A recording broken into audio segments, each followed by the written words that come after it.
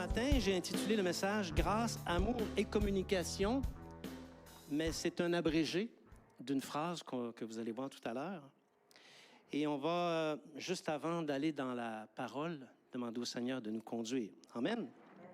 Seigneur Jésus, nous sommes réunis sous ton regard et sous l'action du Saint-Esprit. Parce que nous voulons t'adorer, Seigneur, mais nous voulons aussi entendre ce que l'Esprit a à dire à l'Église. Et Seigneur, oui, tu as inspiré un message, mais c'est toi qui parles. C'est toi qui vas s'adresser à chaque cœur qui écoute ce matin. Seigneur, ne permets pas qu'il y ait dans nos cœurs des obstructions, des choses qui peut-être vont nous empêcher de recevoir cette parole. Mais s'il y a des obstructions, Seigneur, nous les repoussons maintenant. S'il y a des soucis, nous les repoussons maintenant au nom de Jésus.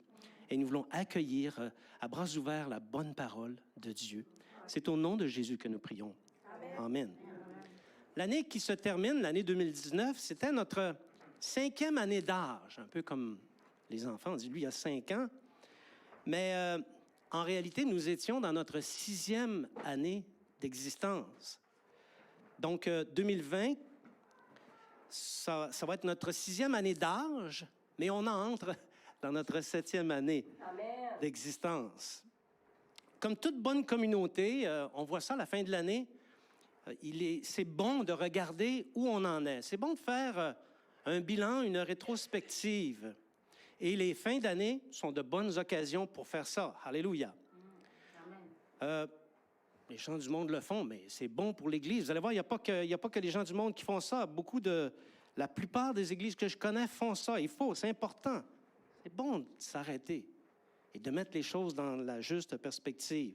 De regarder ce qu'on a fait, ce qu'on a réussi et ce qu'on a moins bien réussi, parce qu'on peut se le dire, il y a des choses qu'on a moins bien réussi, et on en tire instruction pour l'année qui s'en vient. On en profite également pour donner une direction pour les prochains mois.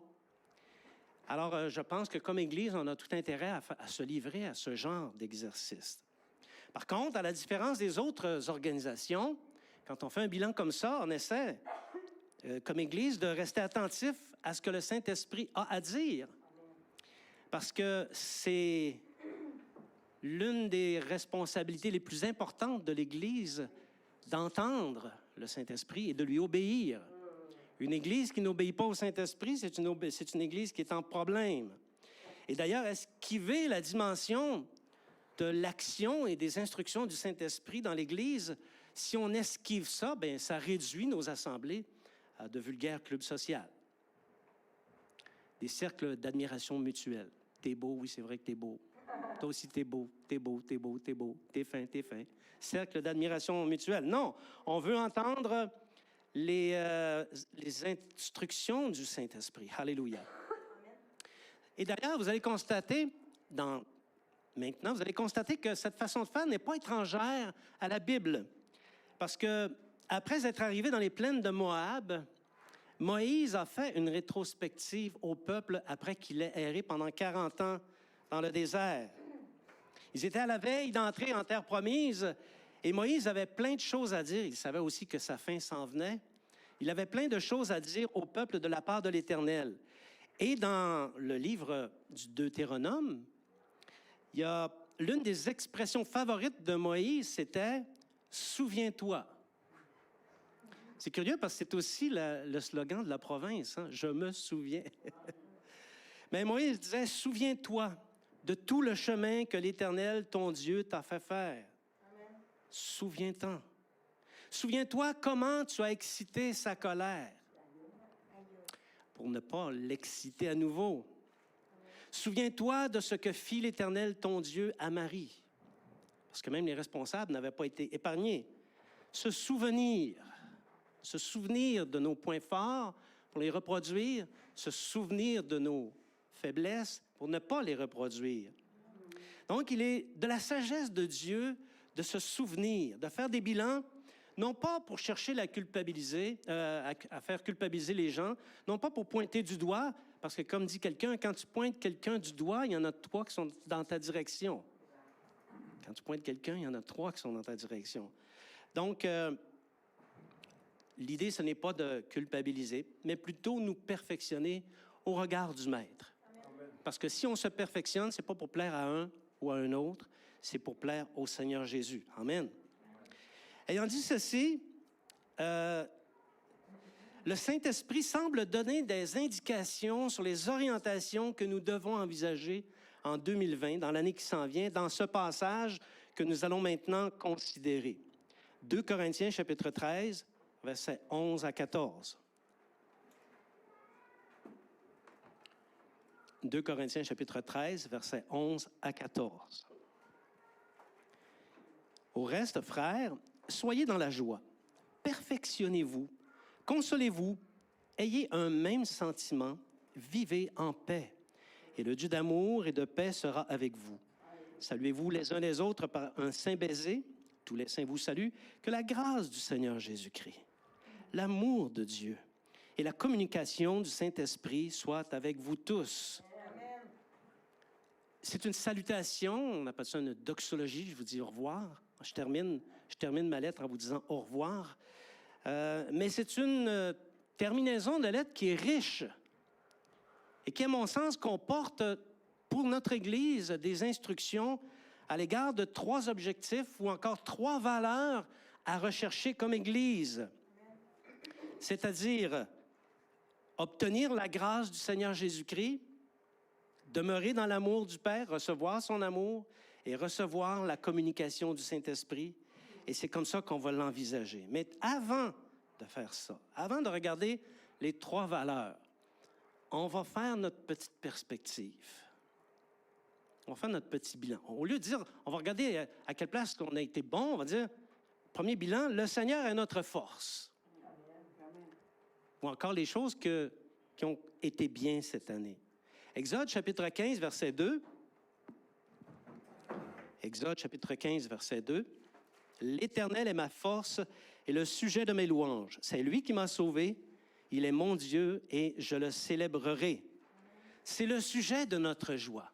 Quand je suis à l'Église, quand je suis ici avec vous, avec mes frères et mes sœurs que j'aime, je suis dans la joie. J'ai une grande joie. Alléluia. Parce que Christ habite, il nous habite pleinement, chacun personnellement, mais aussi comme assemblée, comme Église. Tout au long de l'année, si vous regardez, jamais le Seigneur ne nous a laissés, ne nous a abandonnés. Alléluia. Il n'est pas arrivé une seule semaine sans que le Seigneur nous ait comblés de toutes ses grâces. On a eu la grâce de Dieu. Et on demeure toujours impressionné. Nous demeurons impressionnés de constater la force de la parole au milieu de nous. La parole n'est pas inactive. Elle est puissante et elle est agissante. Et elle produit de l'impact. De l'impact dans la vie des frères et des sœurs, dans les cœurs et dans les âmes. Cette année, l'Église a grandi. Elle a grandi en grâce, en stature et en sagesse, comme il est dit au sujet de Jean et comme il est dit au sujet du Seigneur Jésus. Ils grandissaient en stature, en sagesse et en grâce. Donc, c'est sous ces 3 aspects qu'on va considérer ce qui a été bien cette année. En grâce, la grâce du Seigneur était avec nous. Je n'ai pas connaissance qu'aucun besoin soit resté sans une action quelconque de la part du Seigneur dans la vie des frères et des sœurs. Naturellement, on est pas mal au courant de ce que les disciples vivent et c'est normal. On n'est pas au courant de tout, mais on est au courant pas mal et on voit bien que la grâce de Dieu est présente et elle est agissante. Nous avons également été protégés de toutes les agressions de l'adversaire. Je ne dis pas qu'il n'y en a pas eu. Il y a eu des agressions. Mais de combien d'agressions, combien d'attaques avons-nous été préservés en 2019? Alléluia. Beaucoup, plusieurs. Alléluia. Le Seigneur nous a entretenus sur sa parole et on ne se le cachera pas, le Seigneur nous a fait connaître ses attentes et aussi ses exigences. Conformément à ce qui était attendu, on a aussi grandi en amour fraternel. Amen. Et ça aussi, c'est agréable. Comme on dit, comme les Québécois disent, c'est plaisant. C'est le fun, tu sais. Même la prospérité de plusieurs a augmenté, ce qui, par voie de conséquence, a fait augmenter la prospérité de l'Église. Et on rend grâce au Seigneur pour ça. Une autre chose qu'on a remarqué aussi, et ça aussi, ça relève de la grâce de Dieu, c'est que en grandissant, souvent, le diable dépose des sujets de culpabilité chez les frères et les sœurs. Et ça, souvent, ça a pour effet de les éloigner de l'Église. Mais la culpabilité ne s'est pas répandue dans les cœurs. Pas vraiment. Ça n'a pas fait de dommages exagérés. Oui, parfois, on se sent coupable, et c'est normal. Si on ne se sentait pas coupable du tout, peut-être ça voudrait dire qu'on est mort. Mais qu'on se sente coupable un peu, c'est normal, mais ça n'a pas provoqué de dommages exagérés, comme c'est souvent le cas chez plusieurs croyants. La culpabilité, ça a fait tellement de dommages dans les rangs de l'Église que c'est impressionnant, mais on a été préservés de ça et nous rendons grâce au Seigneur. On a grandi en stature. Nous savons que nous connaissons une croissance certaine en ce que, lorsque nos amis malgaches nous ont quittés au début de l'année, les chaises ne sont pas restées vides très longtemps. Amen. Tellement qu'on a, au niveau de l'assistance, on n'a pas vraiment vu de différence. Et en même temps, il y en a d'autres qui se sont joints à nous et en nombre net, nous avons augmenté. Amen. Le nombre des immigrants a augmenté aussi et cette tendance n'est pas près de s'estomper. Il n'y a pas plus tard que 2 semaines, j'étais dans un restaurant. Et puis j'ai eu la chance, le bonheur de parler à une jeune fille qui est chrétienne et qui se cherchait une église. Elle est parmi nous ce matin. Mais plusieurs immigrants arrivent ici, en ville, et ils n'ont pas d'église. Ce sont des chrétiens, ils n'ont pas d'église et ils ne savent pas où sont les églises. Ce ne sont pas les grandes bâtisses avec... les gros clochers, là, les vraies églises du Seigneur. Ce sont des assemblées comme la nôtre, ce n'est pas nécessairement évident à trouver. Alors, c'est une tendance qui n'est pas prête de s'estomper parce que beaucoup arrivent ici en l'état de chrétiens et mais on doit s'en occuper. Ils doivent joindre les églises. Et leur contribution, d'ailleurs, est précieuse pour une église. Elle est précieuse pour l'expérience et le développement de l'assemblée. Au sujet du nombre de personnes dans l'Assemblée, il y a des discussions. J'entends ça parfois, OK? Vaut-il mieux avoir des assistants moins nombreux, mais plus consacrés, ou plus nombreux et plus libéraux? Pas au sens politique du terme, là, au sens où on se permet des choses. Bien, si la question se pose, je pourrais peut-être dire, ce n'est pas à nous à décider ça. On n'a aucun contrôle là-dessus. De toute façon, nos ordres de mission demeurent les mêmes. Et nos ordres de mission, c'est prêcher la parole, que les occasions soient favorables ou non, que ce soit agréable de le dire ou non. Parce que qui dit prêcher la parole dit aussi dire la vérité.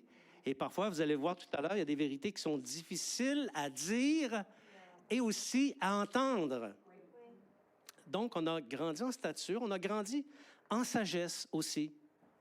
Parce que la connaissance de Christ s'est objectivement développée parmi nous. J'écoute les discours de plusieurs personnes et le discours devient de plus en plus calibré, de plus en plus pointu, de plus en plus proche des Écritures. Et ça, c'est extraordinaire. Ça ne peut pas venir d'un homme, ça ne peut venir que du Saint-Esprit. Alléluia. Par contre, si la sagesse est une course, on voit qu'il y en a certains qui devancent d'autres. Hein? La distance s'installe. Mais à ce chapitre, amis du Seigneur, aspirons à développer la sagesse en nous afin d'atteindre les standards de Dieu. Et en matière de standards de Dieu, il y a une seule direction vers laquelle regarder, et c'est en haut. On regarde par en haut, ils sont en haut les standards de Dieu. On ne regarde pas en bas. Si on regarde en bas, nos standards, ça va être ceux du diable. On ne regarde pas un homme non plus, parce que cet homme peut être dans l'errance. On regarde à Christ. Bien, on peut regarder un homme s'il est un modèle, s'il est au-dessus de nous en sagesse. On peut regarder à lui pour un temps, jusqu'à ce que le Seigneur nous amène vers d'autres standards qui sont les siens.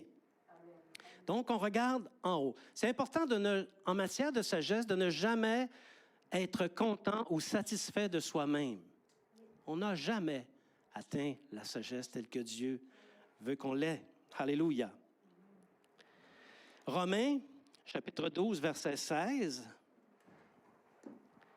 Romains, chapitre 12, verset 16.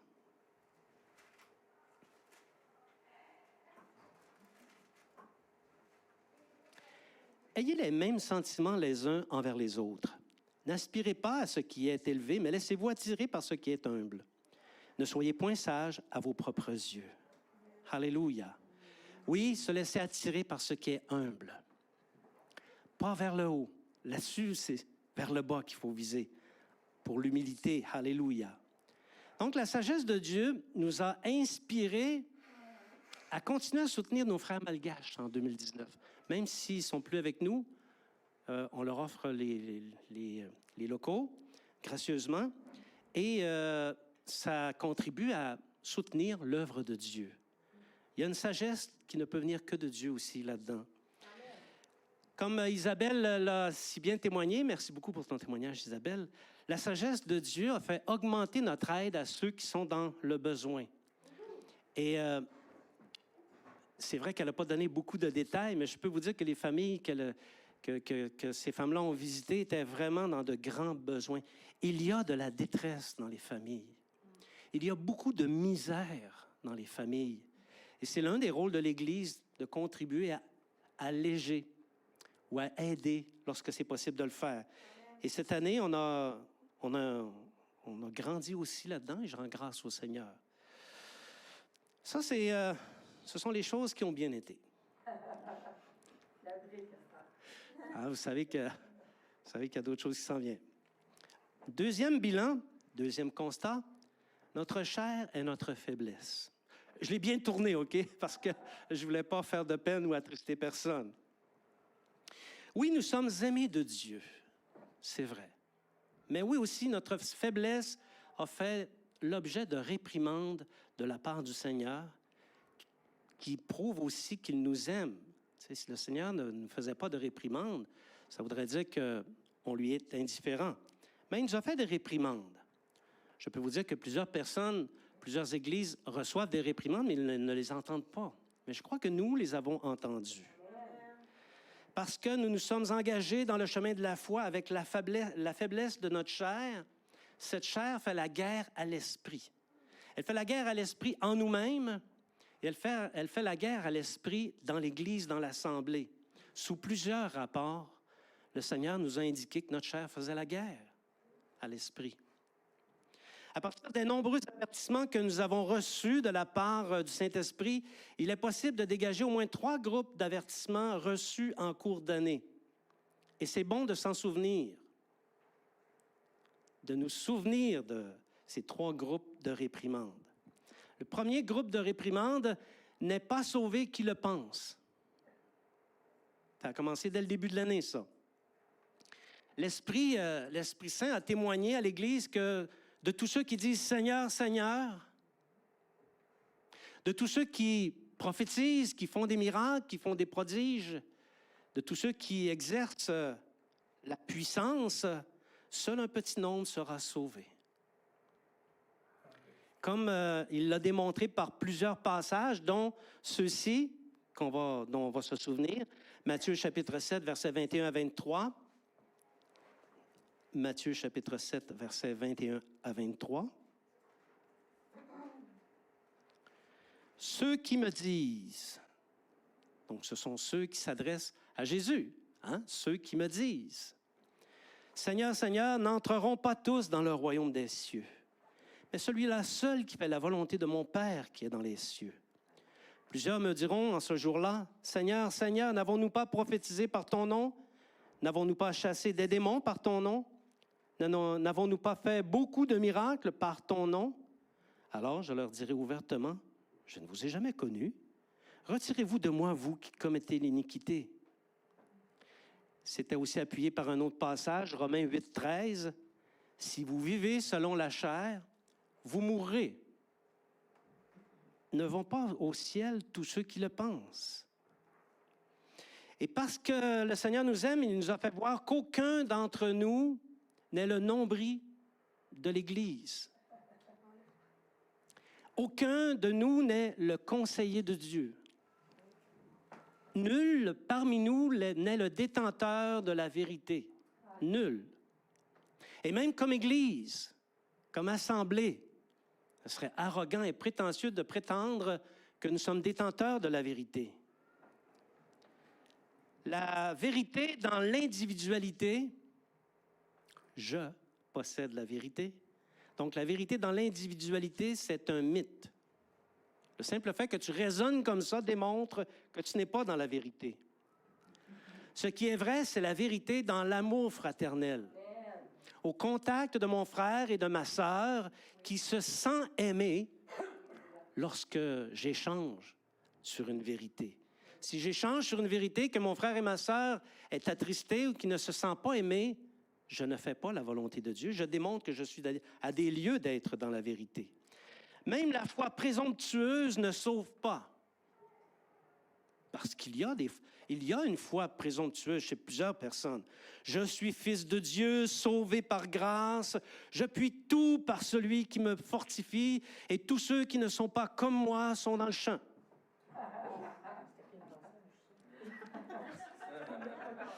Foi présomptueuse. Or, selon ces prémices, il n'y a que la parole de Dieu qui est vraie, et seuls ceux qui la pratiquent entreront dans le royaume des cieux. C'est pas difficile à comprendre. Que la parole n'est vraie, et que ceux qui la pratiquent entreront dans le royaume des cieux. Et là-dessus, personne ne peut se moquer de Dieu ou se cacher sous son regard. T'as beau essayer de te cacher, il va te trouver là où tu es. Tu ne peux pas te cacher de son regard. Dites-vous bien une chose, si aujourd'hui le monde a mis des caméras partout pour épier les gens à l'échelle planétaire, dites-vous bien que Dieu voit encore beaucoup plus que la somme de toutes ces caméras. Alors Christ connaît ceux qui lui appartiennent et en ce jour, il séparera le grain de l'ivraie. Il a son vent à la main. Il séparera le grain de l'ivraie, la paille du blé et les vrais des faux.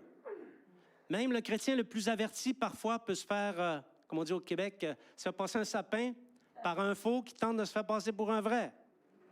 Mais à Dieu et au Saint-Esprit, c'est impossible.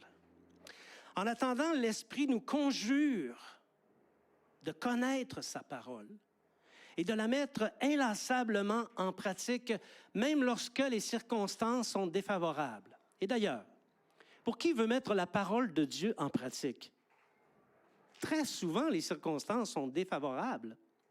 Et d'ailleurs, c'est dans des circonstances défavorables, justement, qu'on peut savoir si on est en mesure de mettre la parole de Dieu en pratique ou pas. Quand tout va bien, c'est quand c'est défavorable qu'on peut voir que le disciple fait la preuve de qui il est. Alléluia. Ainsi, agir ainsi, mettre inlassablement la parole de Dieu en pratique, c'est choisir la vie éternelle. Et agir autrement, c'est se diriger vers la perdition éternelle et on doit être sérieux là-dessus. Par contre, à chacun de prendre sa propre décision, mais à la fin, il faut savoir que le principe Draxo s'appliquera. Oui. Draxo qui signifie, pas Dan, non, dis-le pas Dan, s'il te plaît. Dieu rendra à chacun selon son œuvre. Dieu rendra à chacun selon ses œuvres. Alléluia. Première vérité que le Seigneur nous a dit, OK, ne sont pas tous ceux qui pensent être sauvés qui le seront. Deuxième vérité qu'il nous a dit, nous transgressons les commandements de Dieu. Je ne pense pas que ça arrive très souvent que derrière la chair, le prédicateur dit « Nous transgressons les commandements de Dieu ». Ce fut une vérité difficile à prêcher. Ça n'a pas été facile. Et ça a été aussi difficile à recevoir, nous le savons. C'est pas évident d'entendre, de se faire dire qu'on transgresse les commandements de Dieu. Et les commandements de Dieu, c'est la loi fondamentale du royaume de Dieu. Mais parce que nous voulons être vrais et authentiques, on veut être vrai et authentique? Oui. Amen. Alléluia. Bien, pour cette raison, l'Esprit a dénoncé nos transgressions des commandements de Dieu. Il a pointé du doigt l'idolâtrie. L'idolâtrie au sens premier et au sens second. Oui. Le sens premier, c'est avoir des images, des statues, des œuvres faites de la main de l'homme. Ça, c'est le sens premier. Mais il y a le sens second aussi. Toute chose qui, dans ton cœur, prend la première place. Et on a su que lorsque ça arrive, Dieu se retire pas à pas. Et finalement, il vient qu'à ne plus avoir de place dans le cœur du croyant. On a eu aussi l'utilisation du nom de Dieu en vain. On a donné des exemples là-dessus. On s'est aperçu que comme croyant, on est vite sur la gâchette du nom du Seigneur, alors qu'il faut faire attention parce que le nom du Seigneur est saint et on ne doit pas l'utiliser à toutes les sauces. On a eu également, autre commandement qui a été dénoncé, la transgression du sabbat, qui maintenant est le jour du Seigneur. Le sabbat des chrétiens, c'est le jour du Seigneur. C'est aujourd'hui, le premier jour de la semaine. Et le Seigneur nous a montré qu'on transgressait ce commandement-là. Et il y en a eu d'autres. Gens de la maison de Dieu. Ça, c'est vous, ça. Et tous ceux qui écoutez à distance ou en différé. Gens de la maison de Dieu, prenons garde à conserver et à garder et à pratiquer les 10 commandements de Dieu dans leur intégralité. Ne jouons pas au plus fin avec le Seigneur. Arrivons pas avec tout notre bagage d'excuses pour dire « Ah, moi, c'est pas pareil. » Respectons les commandements de Dieu. Alléluia. Si de notre vivant, des futilités nous ont fait transgresser le jour du Seigneur ou que nous tenons pour rien le fait de posséder des idoles, qu'est-ce qu'on va répondre le jour où on va se présenter devant le tribunal de Christ? Parce que ce jour va arriver. Le tribunal de Christ, c'est pour tous les croyants, tous ceux qui se disent de son nom. Dans 2 Corinthiens, chapitre 5, verset 10. 2 Corinthiens, chapitre 5, verset 10. L'apôtre Paul nous dit ceci. « Car il nous faut tous comparaître devant le tribunal de Christ, afin que chacun reçoive, selon le bien ou le mal qu'il aura fait étant dans son corps. » Ce jour-là va arriver. Et si tu as été léger dans ta marche chrétienne, si tu as été léger dans ton appréciation des 10 commandements, dans ton obéissance aux instructions qui se trouvent dans l'Évangile, il se pourrait que dans la balance du Très-Haut, tu sois léger aussi. Et si nous ne sommes pas capables de répondre au Seigneur, qui va nous demander des comptes là-dessus, et que nous lui offrons pour toute réponse le silence, il pourrait arriver que la honte sera en notre part. Autre groupe d'avertissements, de réprimandes qu'on a eu, nous envisageons légèrement le royaume de Dieu. Pour plusieurs raisons, l'Esprit nous avertit de ne pas prendre à la légère le royaume de Dieu. On ne fait pas partie d'une Église pour venir à l'Église. On n'a pas été sauvés pour occuper une chaise. Notre conversion, le produit de notre conversion, ce n'est pas le fait d'occuper une chaise. On ne doit pas prendre à la légère le royaume de Dieu. Galates, chapitre 5, verset 13. Galates, chapitre 5, verset 13. Frères, vous avez été appelés à la liberté, seulement ne faites pas de cette liberté un prétexte de vivre selon la chair. Oui, nous sommes libres. Nous sommes les hommes les plus libres qu'il y a sur la terre. Même les esclaves dans le Seigneur sont libres. Est-ce qu'on peut être plus libre que ça? C'est la liberté, mais il y a la chair. Notre volonté propre, nos désirs, nos priorités personnelles qui, invariablement ou souvent, prennent le pas sur les priorités de Dieu. Le Seigneur nous a avertis là-dessus. Nos premières priorités devraient être celles du Seigneur. Les nôtres arrivent au second plan. Or, nos choix personnels nous font manquer des réunions, nous font manquer des occasions de service, nous font manquer la prière. Et on n'a pas tant d'occasions de prière que ça. Nous font manquer des rencontres de groupe. Je pense au groupe Agapé et aux autres groupes qui se réunissent occasionnellement. Pour plusieurs d'entre nous, c'est une vérité que le Saint-Esprit nous a dit. Je la répète ici. Je ne fais que répéter. Okay? Que répéter. Pour plusieurs d'entre nous, les groupes Agapé, les unités de combat et même la réunion du dimanche, c'est secondaire. C'est dur à dire. C'est dur à entendre aussi. Pour certains même, c'est pas réellement important, c'est plus pour les autres. Parce qu'ils sont entrés dans une suffisance de leur foi et ils disent, j'ai pas besoin plus que ça dans ma vie chrétienne. Par contre, si les autres veulent y aller, eux autres, c'est parfait. C'est bon pour eux autres. Je suis content pour eux autres. Donc, voyez-vous, Philippiens 2, verset 21, passage que j'ai vu hier. Philippiens chapitre 2, verset 21. Tous, en effet, cherchent leurs propres intérêts et non ceux de Jésus-Christ. Il faut qu'on recherche les intérêts de Jésus-Christ. Si on n'est pas au centre des intérêts de Jésus-Christ, on est à nulle part. Saviez-vous que cette critique que le Saint-Esprit nous a faite en 2019 est caractéristique des gens de notre génération? Parce que notre génération est légère. Elle est légère. On arrive au Seigneur, on est léger.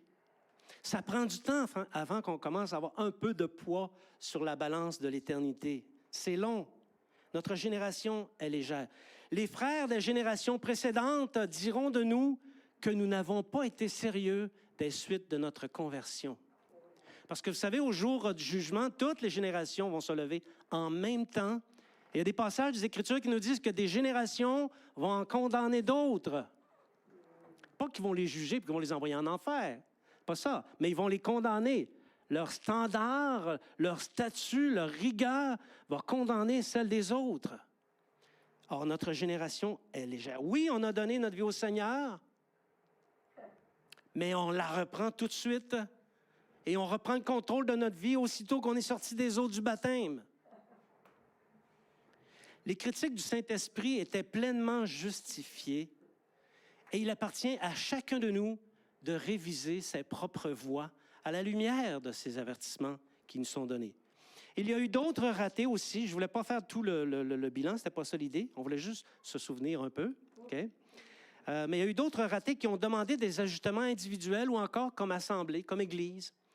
Et puisse le Seigneur nous donner, non pas de culpabiliser, mais de tirer des bonnes leçons et de faire les bonnes choses. Alléluia! Donc ça, c'est un peu le bilan de 2019. Un peu, comme je l'ai ressenti. Maintenant, on va regarder 2020. Grâce, amour et communication. La grâce du Seigneur, l'amour de Dieu et la communication du Saint-Esprit. Alléluia. On peut vraiment remercier le Seigneur pour l'affection qu'il a pour nous.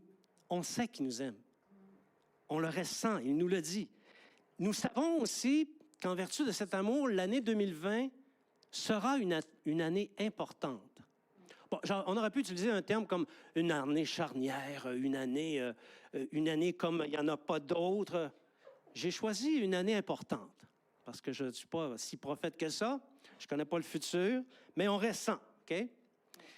C'est le témoignage de l'Esprit tel qu'il l'a rendu à nos propres cœurs, mais tel qu'il l'a rendu aussi à plusieurs parmi vous. Plusieurs parmi vous avaient ressenti ça.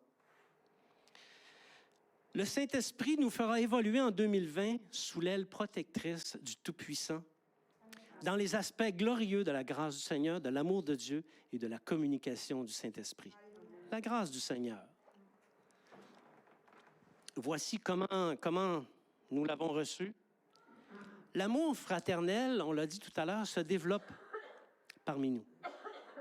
Déjà, notre Assemblée a réussi à surmonter de nombreux pièges. Okay? Que le diable s'est bien placé dans notre chemin pour qu'on se plante, pour qu'on tombe, puis qu'on entraîne d'autres personnes dans notre chute.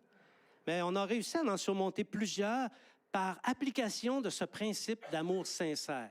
Je sais que plusieurs parmi vous avez aimé au point d'accepter l'offense, d'accepter le conflit, de supporter à la place de l'autre. Je le sais et je rends grâce au Seigneur pour ça. Alléluia. La grâce du Seigneur, c'est sa faveur. Et on veut la faveur du Seigneur. C'est une faveur qui est permanente à l'endroit de ses disciples et elle se traduit par la bénédiction. C'est la raison pour laquelle on la veut. On veut la faveur de Dieu dans tous les aspects de notre vie.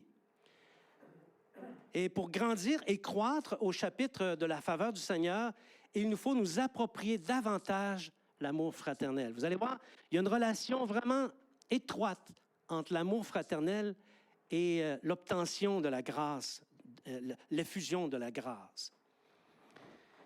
Si nous nous mordons et nous nous dévorons les uns les autres, la Bible dit qu'on va se détruire. Et on va se détruire par absence de la grâce du Seigneur.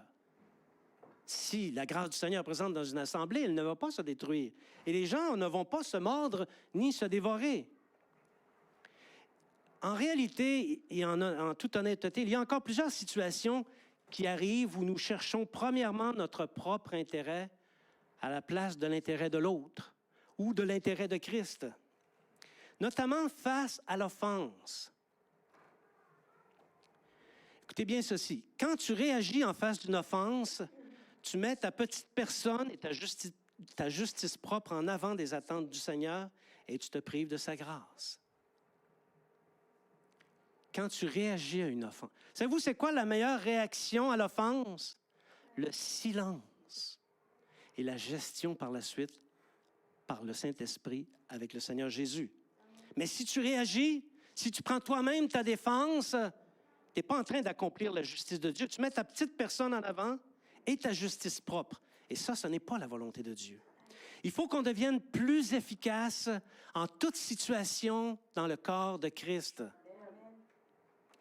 Il y a un principe qui peut nous aider à grandir encore plus dans cet aspect qui nous attire à la grâce de Jésus. L'amour fraternel, l'amour du prochain.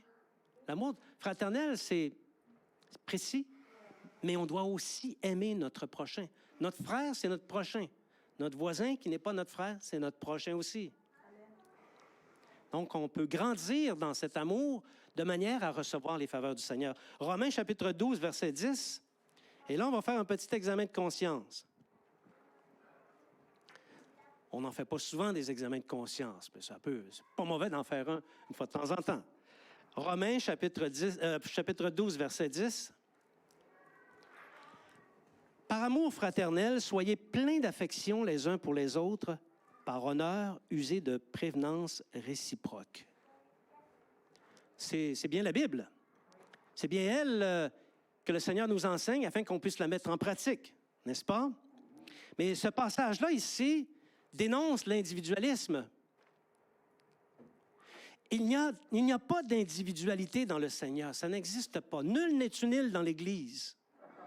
Il n'y a que le corps qui est l'assemblée et le corps appartient à Christ. C'est pas Régent, c'est pas une telle, c'est pas un tel, c'est le corps de Christ et il n'y a pas d'individualité ni d'individualisme là-dedans. Bon, ceci étant dit, plein d'affection pour ton frère et ta sœur. Plein d'affection. On va faire un petit exercice. Pense à la personne qui est directement en arrière de toi, si tu es assis en avant. Je t'ai pas dit, regarde-la, pense à elle. Et si tu es assis en arrière, pense à la personne qui est assise en avant de toi. OK? Ça va?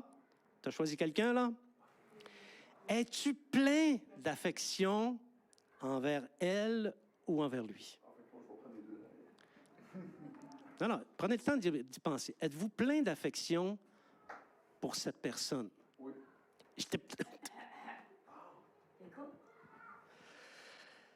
Es-tu prêt à tout faire pour cette personne à cause de l'affection que tu ressens envers elle?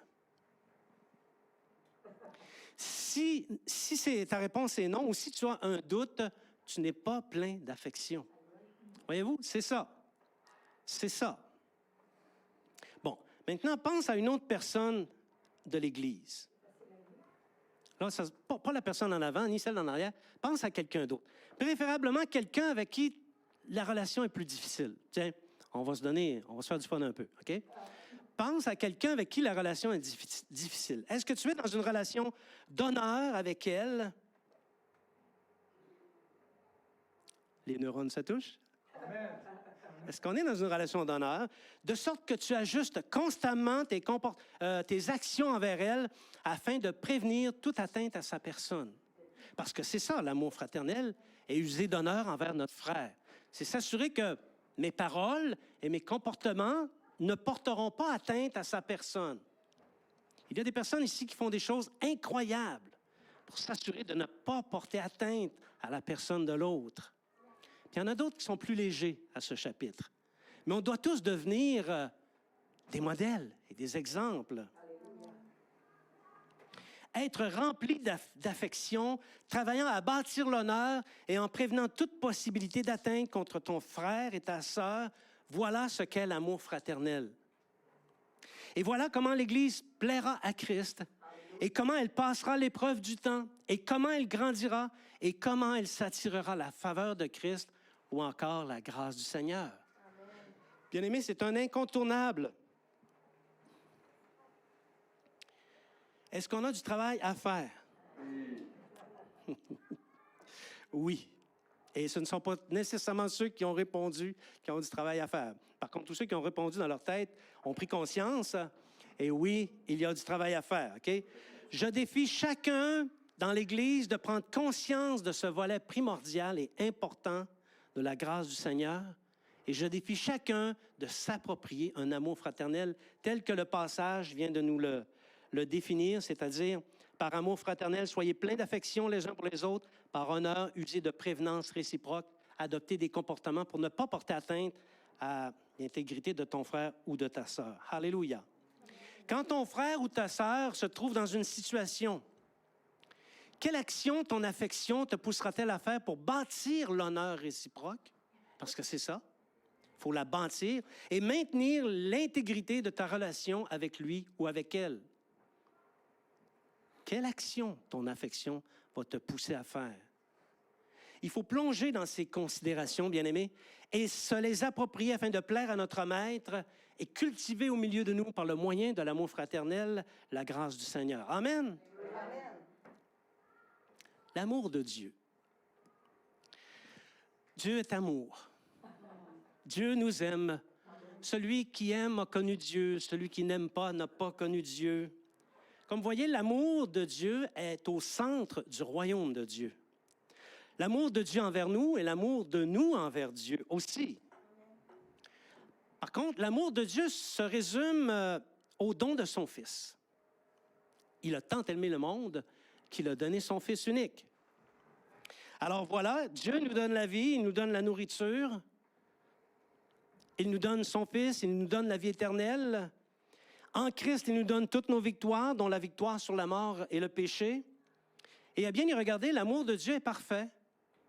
Il n'y a absolument rien qui manque à l'amour de Dieu. Et il n'y a rien qui justifie que quelqu'un s'écarte de l'amour de Dieu. Sauf que les disciples, comme pour les choses du royaume, prennent l'amour de Dieu à la légère. Ils oublient que cet amour est conditionné par une variable incontournable qui est sa justice. On ne peut dissocier l'amour de Dieu de sa justice. Parle de l'amour de Dieu, mais crains-le. Répands l'amour de Dieu autour de toi, mais obéis à ses commandements. Sois le bénéficiaire de ce si grand amour, mais prends garde de ne pas te moquer de lui. En 2020, le Saint-Esprit fera reposer sur chacun de nous l'obligation de marcher humblement, de le craindre et de lui obéir. Le défaut de respecter ces éléments relatifs à l'amour de Dieu fera toujours risquer une conséquence, c'est-à-dire l'exécution de sa justice. Voici les conseils. On a le droit de donner des conseils en début d'année, oui? Oui. OK. Merci. Merci, Mimi. Yeah. Mets les choses en place. Fais ce qui doit être fait pour obéir au commandement de Dieu. Arrange-toi pour obéir au commandement de Dieu. Et s'il t'arrive d'en transgresser un, bien, demande pardon à Christ. Mais ne sois pas dans l'arrogance. Mets les choses en place, fais ce que faire se doit, OK, pour mettre en pratique l'Évangile. Tout ce qui est écrit dans l'Évangile. Oui. Pas les affaires qui font ton affaire. Pas juste les beaux segments. Toutes les prescriptions de l'Évangile. Mais s'il survient une faute, demande pardon à Christ. Et la Bible dit qu'il est fidèle et juste pour nous pardonner nos péchés. Alléluia. Mets les choses en place dans ta vie pour rendre témoignage au beau nom du Seigneur Jésus. Parce que c'est à ça que nous sommes appelés. Mais si tu manques une occasion, demande pardon à Christ. Voilà comment rendre honneur à l'amour de Dieu et comment chacun, et l'Assemblée aussi, jouira pleinement de l'amour de Dieu. Refusons le statu quo. N'acceptons pas de ne pas bouger, de rester immobile. Relevons le défi et assurément, on va voir la gloire de Dieu. Amen. La communication du Saint-Esprit, c'est peut-être le point le plus gros. Donc, soyez sans crainte, je ne pense pas qu'il reste de roches à tirer, là. Ce qu'il y avait à tirer a pas mal été tiré. Donc, la communication du Saint-Esprit, qu'est-ce que c'est ça? Bon, tout ce qu'on vient de dire, OK, sur la grâce du Seigneur Jésus, l'amour de Dieu et le bilan qui a précédé tout ça, c'est important, OK? Mais il y a un volet de l'expérience chrétienne qui est souvent, très souvent, trop souvent déficient. Et c'est la communication du Saint-Esprit. Jean 16, versets 13 à 14. Jean 16, versets 13 à 14. Quand le Consolateur sera venu, l'Esprit de vérité, il vous conduira dans toute la vérité, car il ne parlera pas de lui-même, mais il dira tout ce qu'il aura entendu et il vous annoncera les choses à venir. Il me glorifiera parce qu'il prendra de ce qui est à moi et il vous l'annoncera. Le Saint-Esprit communique. Il communique premièrement sa consolation, d'où son nom, le Consolateur. Et ensuite, il nous communique toutes choses à venir et il glorifie Christ. Il prend de ce qui est à Christ et il nous l'annonce. Alors, la question, c'est la suivante. En 2020, est-ce qu'on veut la communication du Saint-Esprit? En 2020, est-ce qu'on veut la communication du Saint-Esprit? Un instant, j'ai cru que je vous avais endormi. Dans toutes nos afflictions, pense à une affliction, mais dans chacune d'elles, le Saint-Esprit est à l'œuvre. Il nous donne un passage de la Bible, il dépose dans notre cœur une assurance qui dépasse l'intelligence. Il nous donne une sagesse supérieure en certaines circonstances. Il nous fait voir spirituellement le dénouement. On ne le voit pas encore, mais spirituellement, on voit un dénouement. C'est le Saint-Esprit qui nous le communique. Il peut nous communiquer une stratégie de Dieu pour faire réussir une chose. Il nous aide à patienter dans l'épreuve. Bref, le Saint-Esprit est en activité de consolation. Il est constamment en activité de consolation dans nos cœurs. Parce que le monde est cruel et que même la vie chrétienne, la vie tout court est cruelle, mais la vie chrétienne est difficile aussi. Mais le Saint-Esprit est à l'œuvre et il console nos cœurs. Alléluia. Merci Seigneur. Avant qu'on reçoive le Saint-Esprit, on était livrés à nous-mêmes. Puis on essayait de naviguer tant bien que mal au travers des circonstances de la vie. Mais depuis qu'on a le Saint-Esprit, depuis notre conversion, on est constamment consolé. Je n'ai pas souvenir, depuis le jour de ma conversion, je n'ai pas le souvenir d'une situation où le Saint-Esprit n'a pas pris le contrôle de ma charge émotionnelle. Vous n'avez pas entendu que j'ai dit que tout avait été facile. Je n'ai pas dit ça, OK? Mais il n'est pas arrivé où le Saint-Esprit n'a pas pris le contrôle de ma charge émotionnelle. Alléluia. Bon, ça ne veut pas dire non plus que parce qu'on a le Saint-Esprit, on n'aura pas d'affliction ou qu'on va être exempt d'affliction, mais plutôt qu'au travers de l'affliction, on va expérimenter la consolation du Saint-Esprit. Alléluia. Bon, le Saint-Esprit communique ce qui vient de Jésus. Il le communique par le moyen des dons ministériels, le don d'apôtre, le don d'évangéliste, le don de prophète, c'est-à-dire celui qui annonce les oracles de Dieu, le don de docteur, le don de pasteur. Et ces dons-là édifient le temple de Dieu. Ils édifient l'Église comme temple de Dieu. On a besoin des communications du Saint-Esprit qui viennent de ces dons ministériels. Par le moyen des dons d'opération qui vont assurer le bon fonctionnement de toute l'Église, de tout le corps dans ses aspects les plus pratiques, notamment l'administration. C'est plaisant d'appartenir au Seigneur, mais de l'administration, c'est plate, je vous le garantis. C'est pas mal plus agréable d'être en assemblée, se réjouir les uns les autres que de faire de l'administration, croyez-moi. Aussi par le moyen des dons spirituels et qui communiqueront la révélation de Christ à l'Église. Donc, le Saint-Esprit prend les événements à venir et il nous les annonce. Est-ce qu'on entend des communications du Saint-Esprit sur des choses à venir? C'est essentiellement l'esprit de prophétie dont on parle ici. Qu'est-ce qui attend l'Église? Quelle direction doit-elle prendre? Existe-t-il un événement qui va survenir dans les prochains mois pour lequel l'Église devra se protéger ou qu'elle devra fuir, comme c'est le cas dans plusieurs pays? Qui sera l'Antéchrist? Dans quel contexte apparaîtra-t-il? Quel malheur pèse contre un frère ou une sœur? Le Saint-Esprit prend de ce qui vient de Jésus et il l'annonce aux disciples. Alléluia. Le Saint-Esprit donne des sens, des instructions, des directives. Et il suit toujours, sans faillir, les instructions ou les stratégies de Dieu. Il y a une parfaite symbiose entre les deux et gloire à Dieu que ce soit comme ça. Et c'est la raison pour laquelle les communications qui nous viennent du Saint-Esprit sont toujours fiables. Mais l'expérience que j'ai, c'est il y a un don spirituel qui s'appelle le discernement. Okay? Ce ne sont pas tous ceux qui disent le Saint-Esprit ou qui ont le Saint-Esprit dans la bouche qui disent des choses qui viennent du Seigneur. Parfois, ça vient d'eux autres mêmes. Ça vient de leur chair. Donc, on a besoin du Saint-Esprit pour discerner ces choses-là. Mais ce qui vient vraiment du Saint-Esprit, c'est fiable. Le reste, il faut le répudier. Grâce au don du discernement, on le répudie. On ne tire pas de roche, on ne condamne pas, on n'envoie pas en enfer. On discerne, c'est tout.